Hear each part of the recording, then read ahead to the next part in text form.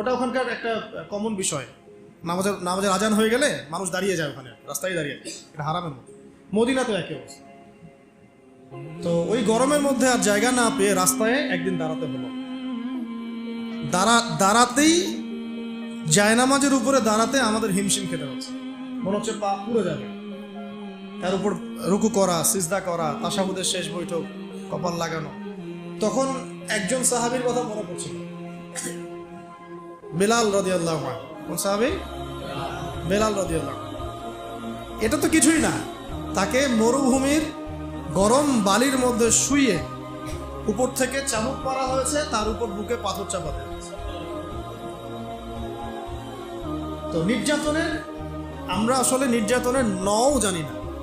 এই যে আমাদের জেল, জুলুম, তারপরে গুম, এগুলো কিছু না। নির্যাতন যা হয়েছে সাহাবীদের উপরে এবং আমাদের নবী সাল্লাল্লাহু আলাইহি ওয়াসাল্লামের উপরে, এটা কল্পনার বাইরে। আমরা এটা কল্পনা করতে পারবো না।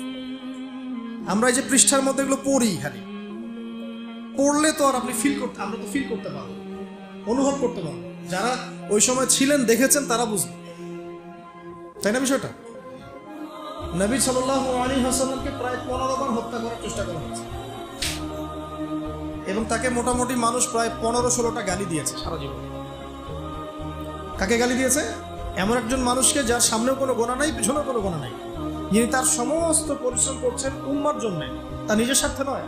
আর তিনি তো যাবেন মাকামে মাহমুদে, তিনি তো একদম জান্নাতুল ফিরদাউস, তার তো কোনো হিসাবও নেই, আছে? তাহলে তা তিনি কেন পরিশ্রমগুলো করলেন? কেন মার খেলেন? কেন গালি খেলেন? কাদের জন্য? আমাদের জন্য, আপনাদের জন্য। এই তো এই যে কিয়ামত পর্যন্ত যত মানুষ আসবে উম্মতে মুহাম্মদ, তাদের জন্য।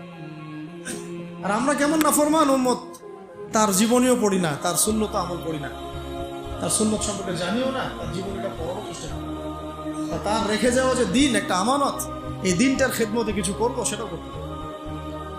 আপনারা যদি কখনো হজ বা উমরা করতে যান, অবশ্যই রাসূল সাল্লাল্লাহু আলাইহি ওয়াসাল্লামের রওজায় তো যাবেন সালাম দিতে। যদি আপনার মধ্যে সততা থেকে থাকে, আপনি দেখবেন যে আপনার সালাম দিতে লজ্জা লাগবে, লজ্জা পাবেন। আমরা লজ্জা পাই দূরে দাঁড়িয়ে সালাম দিতে। কোন মুখ নিয়ে সামনে যাবেন? নবী সাল্লাল্লাহু আলাইহি ওয়াসাল্লাম কি ওখানে মৃত? এটা তো একটা আকীদার বিষয় মনে করেন। আল্লাহ নবী সাল্লাল্লাহু আলাইহি ওয়াসাল্লাম তার কবরে আল্লাহ রাব্বুল আলামিন যেভাবে রেখেছেন সেভাবে জীবিত। সালাম দিলে তিনি সালামের উত্তর দেন। আপনি যখন সালাম দিবেন, আসসালামু আলাইকা আইয়ুহান নবী ওয়া রাহমাতুল্লাহি ওয়া বারাকাতুহু, এই সালাম তার কাছে পৌঁছে দেওয়া হবে, তিনি উত্তর দিবেন। কিভাবে দিবেন সেটা তো আমার বোঝার বাইরে, আমার বুঝের মধ্যে আসবে না। আসবে? তো এখন তিনি তো ওখানে আছেন, শুয়ে আছেন, তা আমি যাচ্ছি ওখানে, সালাম দিচ্ছি, কোন মুখ নিয়ে সালাম দিচ্ছি? নবীজি যদি কখনো বলেন কিয়ামতের মাঠে আমাদেরকে, তোমরা আমার দিনের জন্য কি করেছো? আজকে হাউজে কাউসারের পানি তো খেতে আসছো, তোমরা আমার দিনের জন্য কি করেছো? তোমরা আমার দিনের জ্ঞান কতটুকু অর্জন করেছো? দিনের জন্য কতটুকু দাওয়াতি কাজ করেছো? কতটুকু আল্লাহর রাস্তায় জিহাদ করেছো? কি করেছো? আমরা কি অ্যান্সার দেব? এগুলো আমাদেরকে ফেস করতে হবে। তো আজকে থেকে 100 বছর পরেই হোক আর 1000 বছর পরেই হোক, ফেস করতে হবে কিনা? তাহলে যদি আমরা এমন কিছু করে তার সাথে সাক্ষাৎ করতে পারি যাতে তিনি আমাদেরকে নিয়ে গর্ব করেন, এটা উত্তম না? আল্লাহ পাক আমাদেরকে তার দিনের জন্য এমন কিছু করার তৌফিক দান করুন যাতে তিনি, মানে আমাদের নবী সাল্লাল্লাহু আলাইহি ওয়াসাল্লাম এবং তার রব আল্লাহ রাব্বুল আলামিন আমাদেরকে নিয়ে গর্ব করতে পারেন। অন্যথায় আমরা এই মুখ কাকে দেখাবো? তো সাহাবীরা এই বিষয়টা বুঝেছিলেন বলেই এত চরম জুলুম নির্যাতন সহ্য করেছেন হাসি মুখে। কেউ কি নবীর উপর কোনো অভিযোগ করেছিলেন যে আপনার দিনের মধ্যে এসে আমাদেরকে মাইর খেতে হচ্ছে?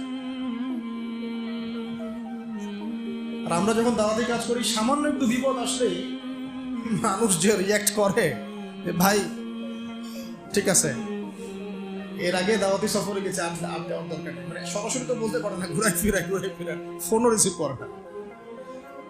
হ্যাঁ, কেউ যদি আল্লাহ রাস্তায় দাওয়াতের কাজ, দিন প্রতিষ্ঠার কাজ করতে চায়, তার উপর বিপদ আপদ আসে, বিপদ আপদ আসার আগ পর্যন্ত পিছনে থাকে, বিপদ আপদ আসলে আর পিছনে কাউকে পাওয়া যায় না।